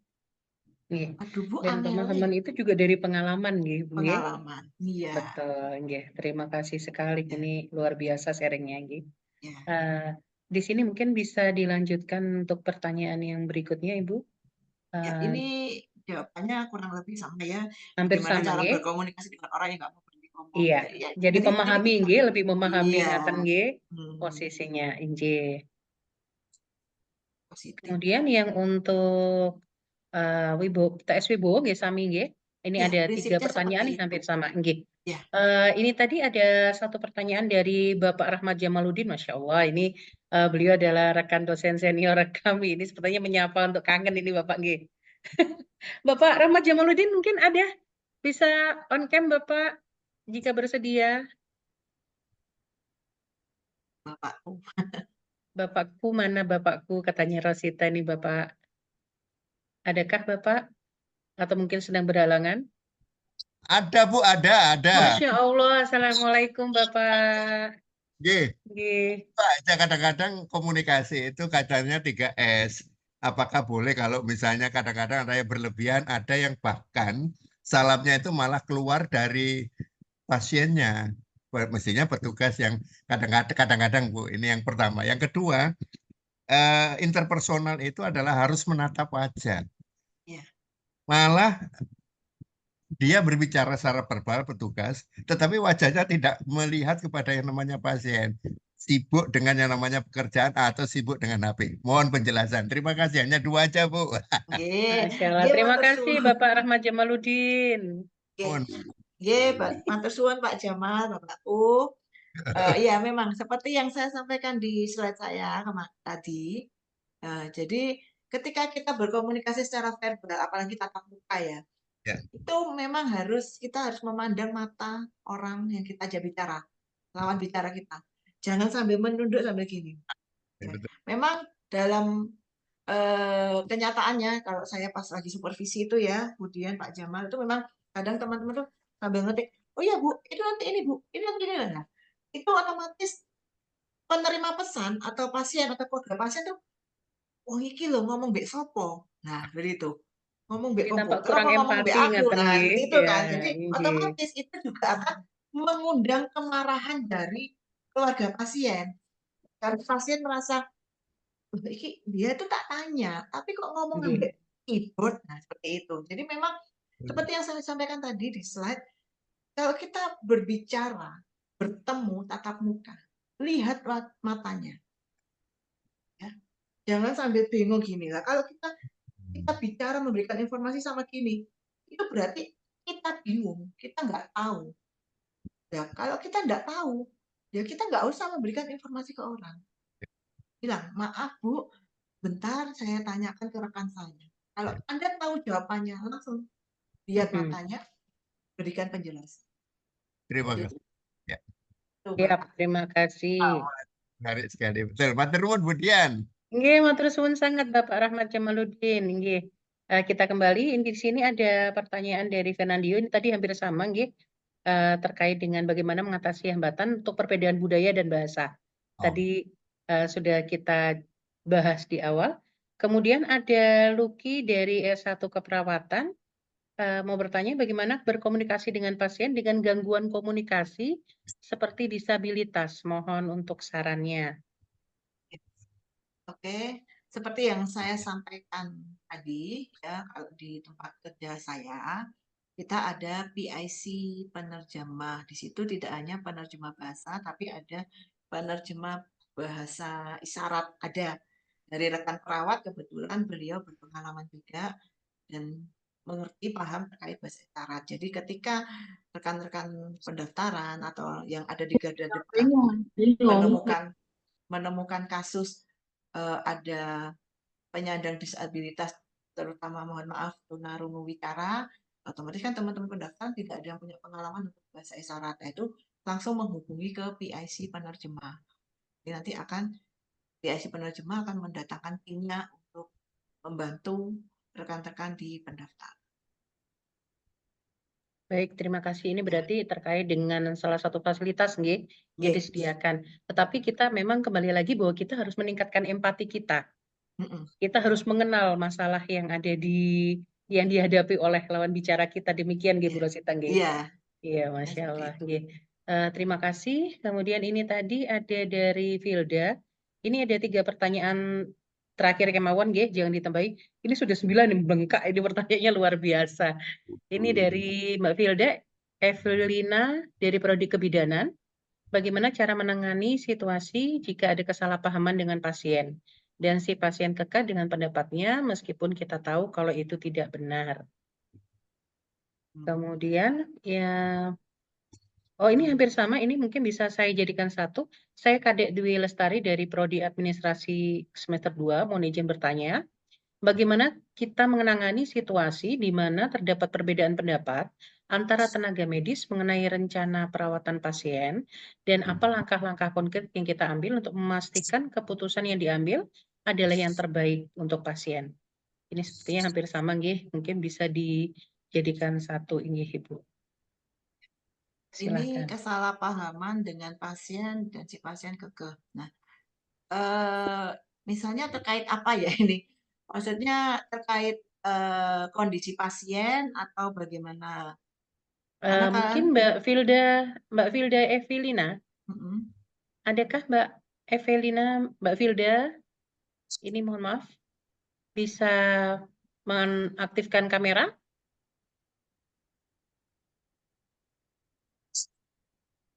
Ini kurang jelas di sini, Karena kalau misalnya misalnya itu di sini, terkait kondisi medis pasien, kan itu memang yang berhak menjelaskannya adalah betul. DPJP. Ya. Teman-teman bidan ataupun perawat itu adalah sebagai perantara karena memang yang 24 jam berada di samping pasien. Nah, ketika keluarga pasien merasa informasi yang diberikan oleh bidan atau perawat itu kurang bisa dipercaya, yang saya sampaikan tadi kredibilitas ya. Jadi kita kalau mau menjadi seorang komunikator, usahakan informasi yang kita punya itu harus akurat dan ada data dari sumbernya siapa. Nah, sehingga orang akan percaya sama kita. Jadi kredibilitas kita jadi dipercaya orang. Nah, itu memang aturannya. Kalau informasi medis pasien yang dirawat itu adalah tanggung jawab DPJP untuk menyampaikan informasinya ke pasien. Jadi ketika keluarga pasien diberi informasi oleh rekan-rekan perawat atau bidan yang notabene 24 jam di samping pasien tidak percaya, ya kita serahkan kepada dokternya. Tapi jangan menyampaikan dengan kata-kata, Ibu tanya sendiri aja dokternya, nggak boleh ya. Terus ngapunten Bu, ini adalah, atau maaf Bu, ini adalah advice dari dokter. Jadi memang yang kita sampaikan adalah awalnya adalah, Bu, mohon maaf, ini kami mendapatkan advice dari dokter kalau ibu pasien ini harus begini. Nah, kalau kita udah mengawalinya dengan nada, intonasi atau kata-kata yang bisa diterima dengan baik oleh pasien, pasti keluarga pasien tidak akan ngeyel, ngeyel istilahnya ya, tidak akan ngeyel. Jadi bagaimana cara kita menyampaikan informasi itu? Kalau kita menyampaikannya gini, Bu, ini pasien ini harus dipasang kateter Bu, soalnya air kencingnya harus diukur gini-gini. Kalau ngomong kayak gitu kan kadang orang ini piye toh? Kok ngomongnya kayak gitu? Kadang seperti itu. Kita sendiri kembali lagi ke kita sendiri. Kalau kita diajak ngomong seperti itu kan pasti udah kita bingung sama keluarga kita yang sakit terus diajak ngomong seperti itu kan orang kan jadi nggak percaya. Kalau misalnya, Bu, mohon maaf ini ada advice dari dokter A. Jadi kami diminta untuk memasang kateter di keluarga pasien di pasien ini. Terus fungsinya buat apa Mbak? Oh buat ini. oh iya sudah dikasih saya DPJ apa dokternya, oh sudah. Nah, jadi bagaimana cara kita menyampaikan? Pasien nggak akan ngeyel kalau kita bisa menyampaikan secara baik. Tapi kalau tetap ngeyel, kita udah ngomong baik, mohon maaf Bu, baik kami akan sampaikan ke DPJP pasien ini ya untuk pada saat visite dapat menjelaskan ke keluarga pasien. Oh iya nggak apa-apa. Nah, gimana cara kita berkata-kata lah istilahnya ya.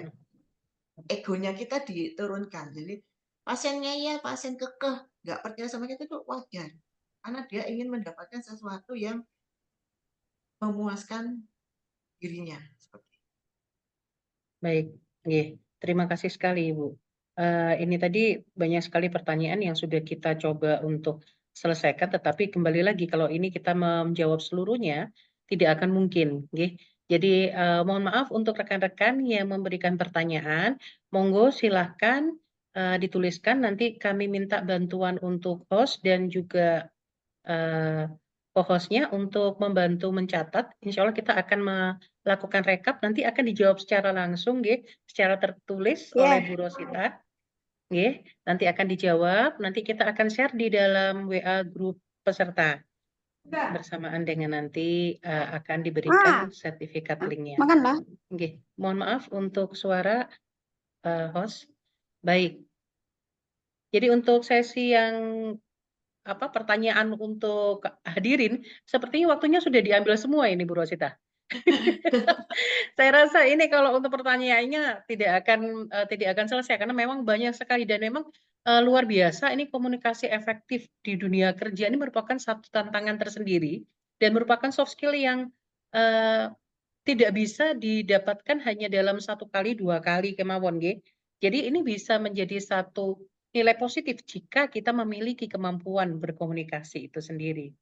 Luar biasa sekali. Baiklah para hadirin semuanya, mohon izin kita akan melakukan simpulan dari sesi kita hari ini bahwa di mana komunikasi efektif itu sendiri adalah proses komunikasi di mana dicapai keadaan bahwa komunikan dapat menangkap pesan, memahami, mengerti, ataupun melaksanakan sesuai yang dikehendaki. Nah, komunikasi efektif ini tadi seperti disampaikan adalah suatu diplomasi.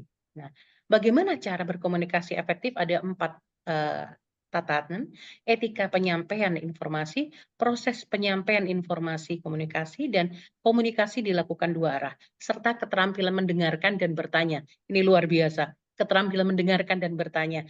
Adapun prinsip komunikasi efektif tadi sudah diberikan ada kunci reach, respect, empathy, audible, clarity, dan humble. Dan diberikan 3 kata kunci yang harus kita ucapkan, kita dengarkan, kita pahami, kita terapkan di dalam komunikasi.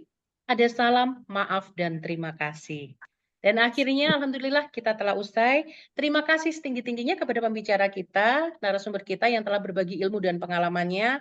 Saya juga mengapresiasi kepada seluruh audiens yang telah hadir dan menyimak dengan sangat antusias. Sebagai prakata, Ibu, kita mohon untuk memberikan closing statement. 1 menit, silahkan Ibu Rosita. Oke, closing statement saya ya dalam berkomunikasi dimanapun kita berada, tetap terapkan 3 kata ajaib ya. Salam, maaf, dan terima kasih. Itu yang paling utama. Terima kasih. Baik, terima kasih sekali. 3 kata ajaib. Sebelum kita, sekali lagi kami mengucapkan terima kasih kepada pembicara dan seluruh audiens. Saya Dian Angesti selaku moderator sesi diskusi hari ini pamit undur diri. Terima kasih atas perhatiannya. Sesi saya kembalikan kepada MC. Manggo, silakan Mbak Riri. Oke, terima kasih Bu Dian atas waktunya. Wow, luar biasa untuk webinar hari ini. Semoga para peserta dapat menambah wawasan pengetahuan tentang bagaimana berkomunikasi yang baik dalam lingkungan kerja dan jawaban yang diberikan pihak narasumber pada materi komunikasi efektif dapat menambah wawasan yang cukup untuk para job seeker yang baru memasuki dunia kerja atau komunikasi efektif yang harus dilakukan saat di pelayanan kesehatan. Untuk acara selanjutnya, sebelum acara penutup dilakukan, untuk para peserta jangan lupa untuk mengisi link absensi yang telah disediakan oleh pihak panitia pada kolom chat yang telah tersedia. Dan untuk sertifikat akan di-share 2 minggu setelah acara webinar hari ini. Kami selaku panitia ingin mengucapkan banyak terima kasih untuk para peserta, narasumber, dan moderator yang telah terlibat pada acara webinar hari ini. Dan berakhir pula sesi webinar pada hari ini. Terima kasih atas semua antusiasme, energi, serta atensi narasumber dan peserta webinar yang telah hadir dari awal hingga akhir. Semoga ilmu yang didapatkan pada hari ini menjadi ilmu yang bermanfaat bagi kita semua. Amin ya rabbal alamin. Saya Riri Diana selaku MC pada hari ini izin undur diri. Wassalamualaikum warahmatullahi wabarakatuh. Terima kasih. Waalaikumsalam Mbak warahmatullahi Riri. wabarakatuh. Waalaikumsalam warahmatullahi wabarakatuh. Izin live ya, Bu Dian, Mbak Riri. Nggih, Bu, monggo. Nggih, terima kasih.